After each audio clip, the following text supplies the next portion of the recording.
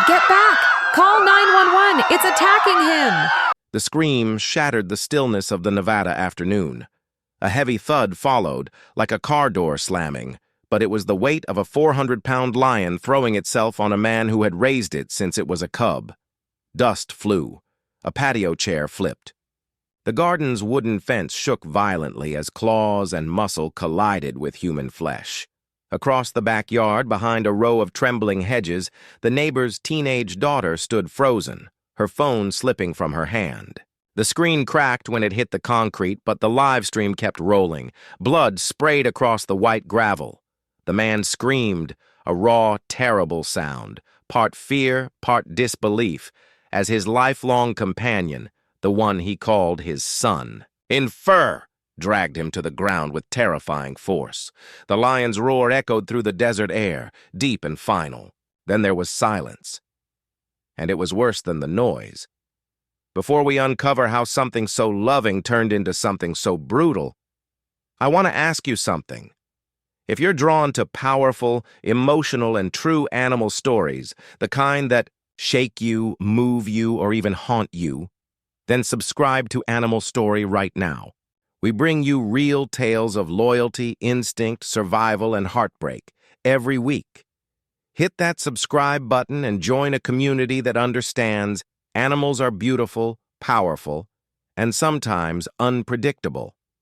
Now, to understand what happened in that blood-soaked backyard, we need to go back, years back, to the very beginning of a man and a lion. His name was David Mercer, and in many ways, he was the last of a dying breed. David wasn't your typical suburban neighbor. He lived on the edge of Carson City, Nevada, in a small ranch-style home nestled between low desert brush and miles of sun-bleached land. He had once been a world-traveling animal behaviorist, someone who trained big cats for films, rescue sanctuaries, and exotic animal rehab centers. But after the sudden death of his wife in a car accident, he left it all behind. The interviews, the TV spots, the conferences, gone. He sold his house in California, packed what little he had left, and moved to Nevada to disappear from the noise of the world. That's when Leo came into his life. Leo wasn't supposed to survive. He had been born in captivity to an overbred lioness at a roadside zoo in Texas. Weak and abandoned by his mother, Leo was only weeks from being euthanized when David drove 800 miles to bring him home. People thought he was crazy, but David saw something no one else could. He always had. He believed Leo was more than just a wild animal. He was a soul misunderstood, like David himself. "I didn't rescue him," he told a local paper once. "He rescued me." Over the next 6 years, the bond between David and Leo became the kind of story people told in awed tones. Videos of them lounging in the sun, David hand-feeding Leo raw meat like a baby bottle, or even dozing beside him inside a reinforced enclosure. They went viral. People called David the Lion Whisperer of Nevada. He never asked for fame. He just wanted peace. And in Leo, he thought he had found it. But peace doesn't last forever, especially when it rests in the hands of nature. What went wrong? When did the eyes that once looked at him with affection start to change? To answer that, we need to look deeper, into the warnings that David ignored, the instincts he chose not to fear, and the terrifying moment when love turned lethal. David Mercer didn't talk much. He didn't have to. People in Carson City knew him as the quiet guy who kept to himself, drove an old blue Ford pickup, and always wore the same sun-faded baseball cap. You'd see him at the hardware store sometimes, buying feed, lumber, or thick rolls of fencing. If you said hello, he'd smile, maybe nod, but his heart was elsewhere. Always elsewhere. That elsewhere was home. Or more precisely, with Leo. He wasn't married anymore. Cancer took his wife 10 years earlier, and after that, David never quite returned to the man he used to be. His only son had moved across the country, barely calling except on birthdays. In truth, David had been lonely long before Leo ever entered his life, but when he took in that tiny lion cub, just 18 pounds, ears too big for his head, ribs showing through golden fur, something inside him came back to life. Not with fireworks, quietly, like a fire relit with old coals and careful breath. Leo wasn't a pet. David made that clear to anyone who asked. He's not a dog, he'd say. He's not a thing I own. He's family. And he meant it. Every morning, David would rise before the sun, prepare a mix of raw meat, supplements, and fresh water, then walk barefoot across the gravel to Leo's custom-built enclosure behind the house. It was massive. Over 4,000 square feet, reinforced steel walls, shade structures, platforms, and even a small pond David had dug himself. Built better than my own damn house, he'd joked to the mailman once. He spent hours in there, feeding, training, talking, just being with Leo. People thought it was strange. Some thought it was dangerous. But to David, it was the only thing that felt truly real anymore. They'd lie together in the sun, Leo resting his massive head on David's lap. They'd walk the perimeter of the enclosure side by side, like old friends pacing a fence line. At night, David would sit just outside the mesh wall and read aloud, not to teach, not to entertain, just to stay connected. And Leo responded. He purred when David rubbed his face. He nuzzled gently. He never growled, never snapped. When thunderstorms hit, David slept in a cot near the enclosure to make sure Leo wasn't scared. Sometimes, people passing by would see the silhouette of a man sitting cross-legged under a tarp while a lion lay curled nearby. It was beautiful.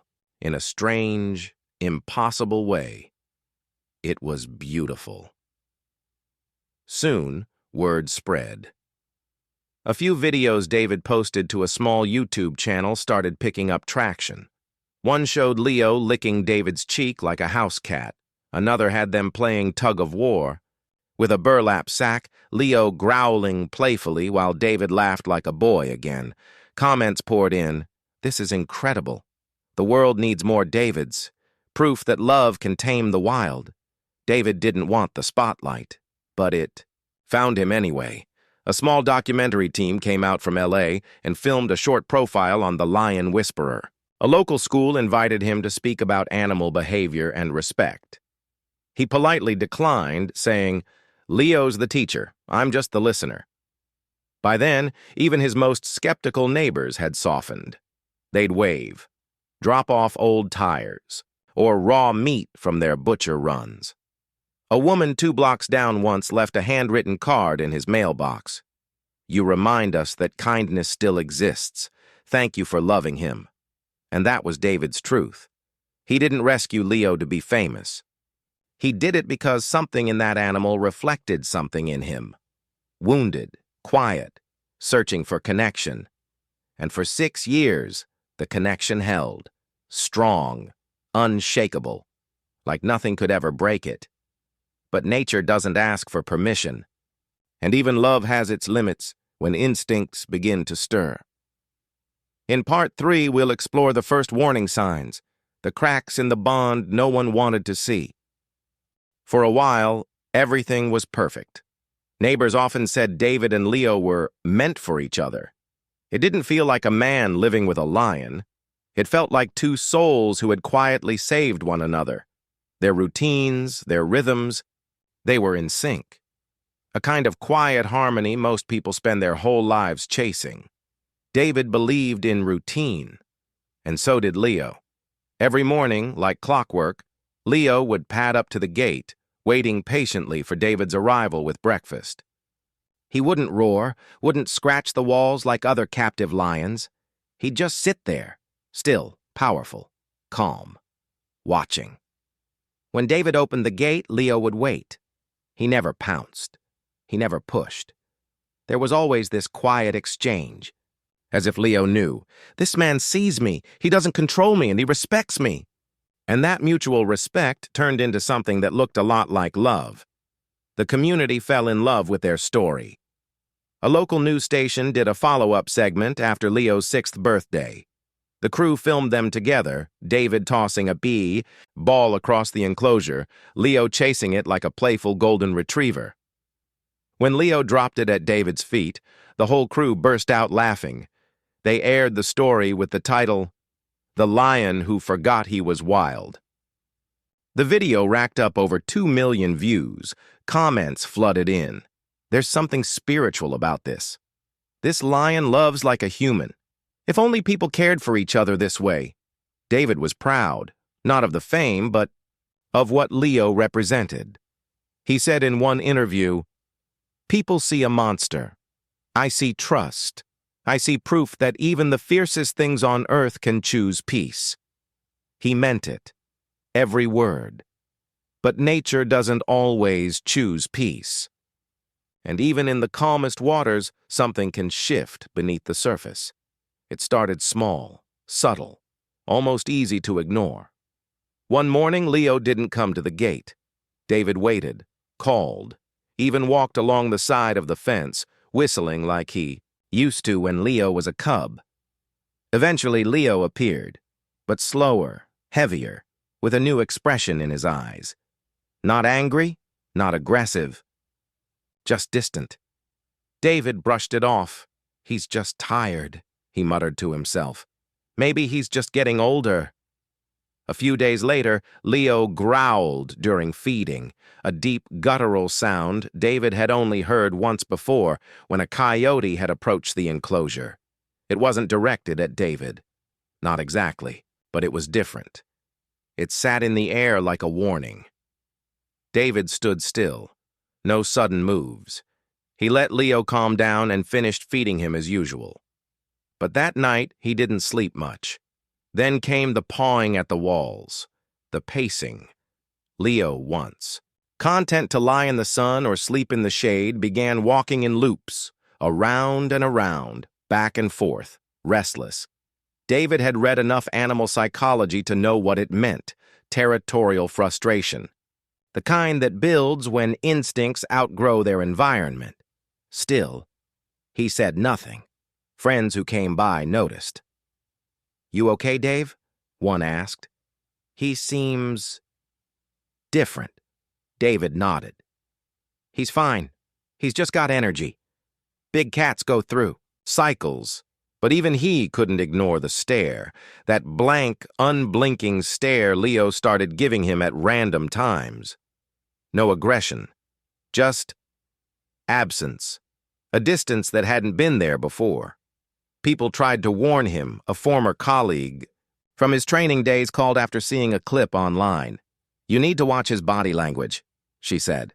"That lion isn't a cub anymore, Dave. He's fully matured now. That changes things." David thanked her, then hung up. To him, Leo was family, and family doesn't turn on you.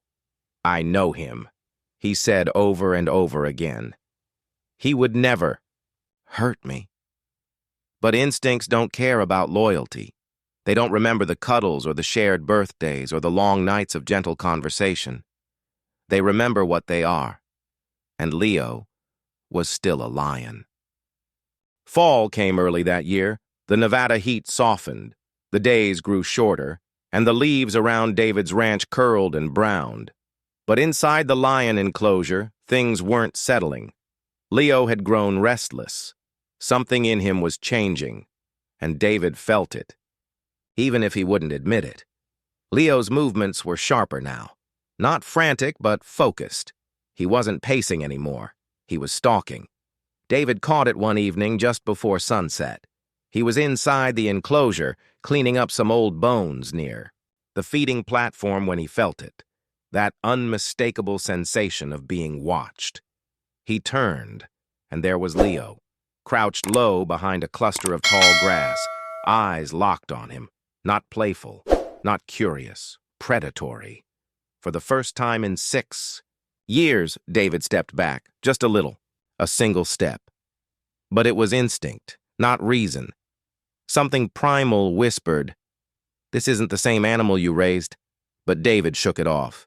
"Come on, buddy," he said gently. You know me." Leo didn't pounce. Instead, he rose slowly, shook out his mane, and trotted away like nothing happened. But the unease stuck with David that night like a shadow under his skin. The next week, he invited his old friend Rick Benson over for coffee. Rick had worked with big cats for over 30 years, mostly tigers and leopards at a wildlife park near Reno. He was one of the few people David trusted enough to speak honestly. After walking the perimeter, Rick was quiet. Finally, he said, "Dave, I've seen this before. He's maturing, his brain switching into full alpha mode." David sipped his coffee, not looking up. "He's not wild like that. He's a lion, man," Rick said. "You can't train the lion out of a lion. Not forever." David changed the subject, but the signs kept stacking up. Leo stopped responding to his name. He began growling when David entered the enclosure. Short, low, guttural sounds that didn't last long but hit deep. David noticed Leo's eyes lingered. Longer now, as if measuring, calculating. He started carrying a long steel pole with him inside the gate, just in case.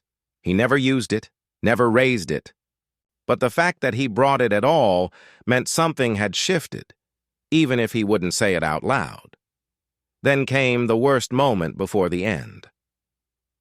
A few days before David's death, a group of local students stopped by on a supervised visit. An outreach program he had reluctantly agreed to after months of community requests. The kids stayed behind a safety barrier. Leo, at first, didn't seem to mind the commotion, but midway through the visit, he slammed his body against the enclosure wall, hard, the steel groaned. Dust shot up. A few kids screamed. Leo didn't roar. He didn't lash out again. He just stood there, pressed against the bars, staring directly at David. Breathing slow, steady, ears flat. The teacher ended the visit early. David waved them off, apologizing, brushing it off like it was a fluke. "It's just the energy," he explained. "Too much noise. He gets overstimulated." But that night he sat on the edge of his bed for a long time. Not reading, not writing, just staring at the floor. He didn't sleep. Everyone saw it coming, except the one man who couldn't. The neighbors had started locking their gates at night. Rick stopped returning calls. One local reporter reached out for a follow-up. She was planning a story on exotic animal ownership and had questions. David politely declined, because to admit the danger was to admit the bond was failing. To acknowledge that Leo could hurt him would mean all those years meant nothing. David wasn't ready to believe that. "He's still my boy," he said once, quietly to himself. "I just have to remind him who I am." But Leo didn't forget. He didn't need reminding. Because deep in the marrow of his bones, he never stopped being what he truly was, a lion. It was a quiet Sunday morning, the kind David used to love. The Nevada sky was overcast, soft gray clouds rolling low like smoke. The air was cool, still. David stood by the back porch with a cup of black coffee in one hand and Leo's breakfast. 3 pounds of raw beef in the other. His usual smile wasn't there. The night before had been tense. Leo had roared twice in the dark, not the deep, majestic roar David used to admire, but something sharper, shorter, unsettling. David barely slept. But that morning, he told himself it was just another day. He clipped the latch on the enclosure, gate, pushed it open, and stepped inside. Leo was already awake. He stood at the far end of the enclosure, tail swaying low, ears forward, watching. "Morning, big guy," David called gently. No answer. Just silence, heavy and still. David set the food down. Usually, Leo would trot over immediately. This time he didn't move. David waited, then made a choice he'd made 100 times before. He stepped closer, just a few feet. That's when Leo moved, not toward the food, not with curiosity, but fast, focused, straight toward David. There was no warning growl, no bluff, just power, instinct, muscle. And in a heartbeat, the bond that had taken 6 years to build shattered with one leap. The first strike knocked David backward. The roar came mid-air, explosive and guttural. Leo's paws hit David's chest like boulders. They fell together, man and beast, onto the ground with a sickening crunch. David tried to speak. "Leo, stop!" But his voice broke beneath the pressure. Claws dug deep, not out of rage, but out of instinct. He raised and armed to shield himself, but Leo swiped it away like a twig. Blood splattered across the enclosure gravel. The steel pole, the one he always brought in just in case, lay several feet out of reach. From the kitchen window, across the backyard, a neighbor watching the live stream screamed and knocked her coffee to the floor. The live stream.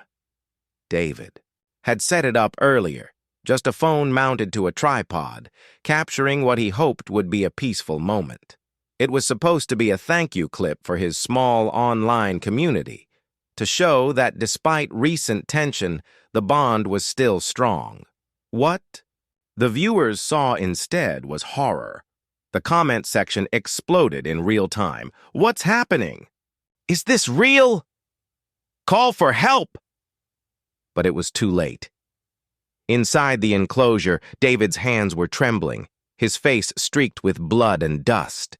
He whispered, "Leo, it's me. It's me."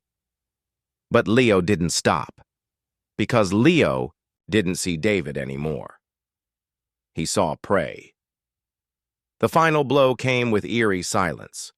No roar, no struggle, just one last powerful bite to the neck, the lion's instinctive way to end it quickly. David's body went limp, and then, as if waking from a trance, Leo stepped back. He looked down at the man beneath him, tilted his head. His breathing slowed. His ears twitched. He sat down beside David's body, just like he had 1,000 times before, resting his giant paw near the man's shoulder. When law enforcement arrived 20 minutes later, Leo didn't resist. He didn't growl. He just lay there, eyes half closed, next to the one person who had ever truly loved him. The officers fired one tranquilizer, then another. And before they could even decide what to do next, Leo stopped breathing. Heart failure, the vet later said, likely from stress or shock, or perhaps, impossibly, grief. In a single morning, both lives ended, one by claw, one by heartbreak. The backyard was cordoned off. News vans rolled in. Helicopters buzzed overhead. Neighbors cried quietly on sidewalks. Online forums filled with disbelief. I watched it happen. I still can't believe it. How could something so beautiful end like this? Because in the end, it wasn't rage. It wasn't revenge. It was nature, pure, blind, unchangeable. The footage went viral within hours. Clips from the live stream were picked up by every major network. "Nevada man killed by pet lion," read the headlines, cold, clinical, and tragically incomplete. What they didn't say, what they couldn't say, was that this wasn't a freak accident. It was a slow unraveling. A bond tested past its breaking point. A man who loved too deeply and trusted too completely. The local sheriff's office released a statement. At approximately 9:16 a.m., emergency services responded to a reported animal attack at a private residence on the outskirts of Carson City. Upon arrival, officers found the owner deceased inside the enclosure. The animal was also found dead. The investigation remains ongoing. They didn't name Leo. They didn't say his paws once cradled David's shoulders like a friend's embrace. They didn't say he used to curl up beside a man who read him books under the stars. To the world, Leo was now just another dangerous animal, and David, another cautionary tale. But for those who knew them, neighbors, friends, followers, the grief ran deeper, People gathered outside David's property, leaving flowers, letters, candles, hand-drawn sketches of the man and his lion. A little boy, maybe 6 or 7, left behind his stuffed lion with a note that simply said, "Thank you for loving him." The online community that once celebrated their videos now lit up with heartbreak. I followed David and Leo for years. I feel like I lost someone I knew. They were so close. How could this happen? It's not just sad, it's terrifying. What if love isn't enough? The County Animal Control Department issued a public review of exotic animal laws. Petitions were launched. Debates broke out across morning talk shows, podcasts, and social media. Some argued David was reckless. Others said he was brave. Most just seemed lost, trying to process a tragedy that didn't fit neatly into right or wrong. Because here's the truth. David didn't die because he didn't care. He died because he cared too much. Love can be blinding. It can quiet the alarms we should be listening to. It can make us believe we're safe, even when every instinct says otherwise. David saw Leo not as a lion, but as a soul, gentle, loyal, misunderstood. But Leo was a lion, and the wild, no matter how loved, never forgets what it is. They buried David 2 weeks later on a hill just behind his home. A few neighbors and close friends attended. No press. No spectacle. Just a man laid to rest near the place where he felt most at peace. Next to the grave, a plaque was placed. Small, simple, and honest. He gave everything to something wild. And it gave him everything until it couldn't. And Leo? There's no grave, no marker, just memory, controversy, silence. So now, we leave it to you. Maybe you've had a bond with an animal so strong, it felt like they could understand your thoughts. Maybe you've looked into your pet's eyes and seen something more than instinct, something human, and maybe you've wondered, where is the line between love and danger? Because here's the question that David Mercer's story leaves us with. A question not easily answered. Do we love wild animals because we understand them? Or because we want them to understand us? Or more simply, do you believe love is enough to tame nature? Let us know in the comments. And if stories like this move you, haunt you, or make you see the world differently, subscribe to Animal Story for more true, powerful tales from the edge of the human-animal bond. Sometimes beautiful, sometimes tragic, always real.